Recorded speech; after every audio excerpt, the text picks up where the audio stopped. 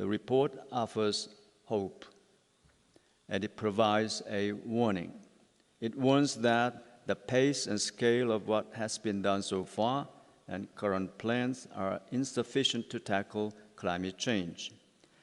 Deep, rapid, and sustained emissions reductions and accelerated adaptation action is required in this decade to address climate change. We are walking when we should be sprinting. In 2018, the IPCC highlighted the challenge of keeping warming to 1.5 degrees Celsius above pre-industrial levels. 5 years later, the challenge is even greater. The impacts of human-caused climate change are unfolding with bracing clarity. More frequent and more intense droughts and flooding. Threats to our food and water security, illness, and death.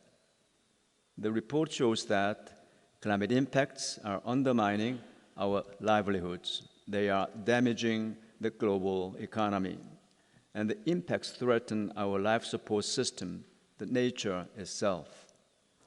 Every increment of warming will lead to rapidly escalating hazards and widening regional differences.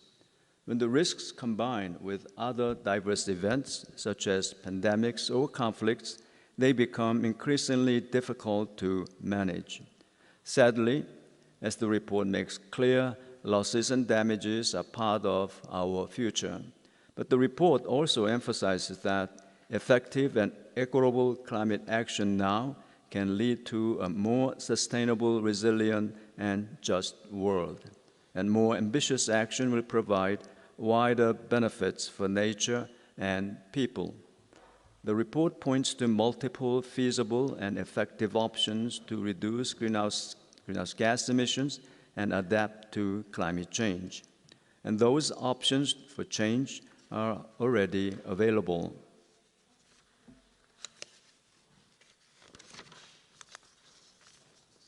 The question is, can we deploy those options quickly and effectively, enough to cut emissions to create a safer, sustainable future for everyone? Can we protect ourselves with more resilient practices and infrastructure? That's the challenge. Limiting warming to 1.5 degrees Celsius requires deep, rapid, and sustained reductions in greenhouse gas emissions. In all sectors, emissions will need to be cut by almost half by 2030 if we want a chance to stay at or below 1.5 degrees Celsius. More reductions will need to follow. But action now along many dimensions could result in the transformational change essential to the future we all wish for. A future not just for ourselves, but for generations to come. We already know how to proceed on many fronts. The report identifies tried and tested policies and practices that can work in diverse contexts to reduce emissions and advance climate resilience.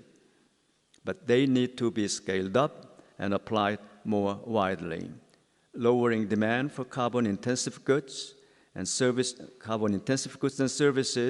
is a particularly promising way to reduce emissions.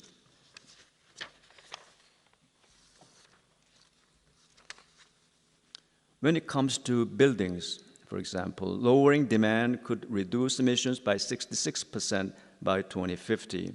Even higher potential demand-side reductions are available in land, transportation, and electricity.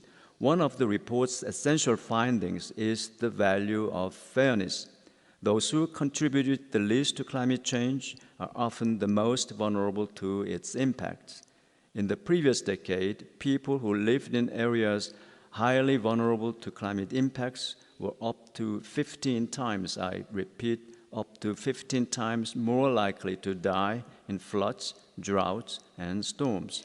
Money cannot solve everything, but it is critical to narrowing the gap between those who are most vulnerable and those who enjoy greater security.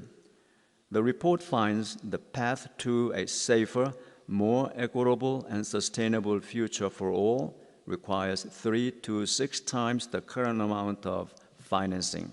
But there's enough financial resources to rapidly reduce greenhouse gas emissions. It's not just about the quantity of money.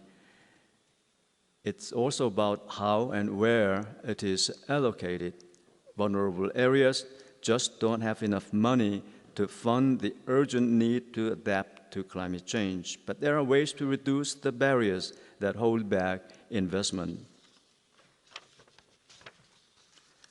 Governments, through public funding and clear signals to investors, have a key role to play in reducing these barriers. It's critical that climate action makes everyone healthier and safer. Climate solutions extend well beyond financial and technical responses. Support for healthier lifestyles, for example, can be good for us and good for the climate. Yes, it is good news that the cost of solar and wind power has fallen.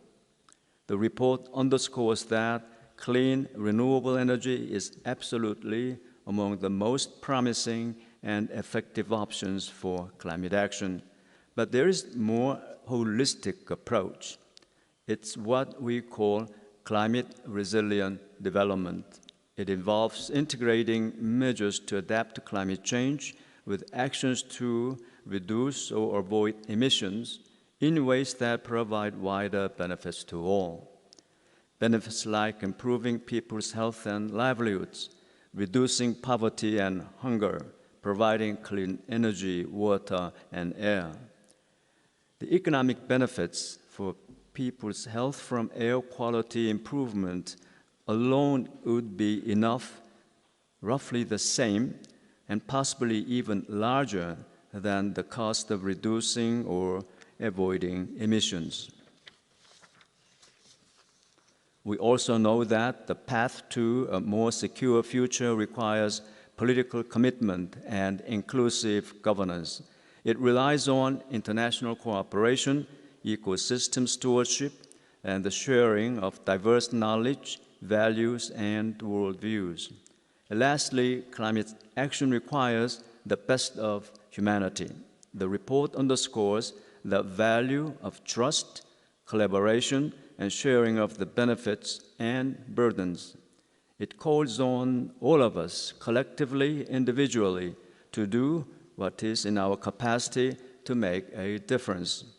We need to recognize that we live in a diverse world in which everyone has different responsibilities and different opportunities to enact change.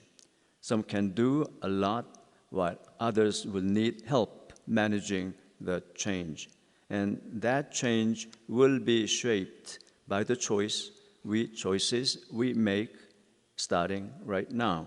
So let's hope we make the right choices, because the ones we make now and in the next few years will reverberate around the world for hundreds, even thousands of years.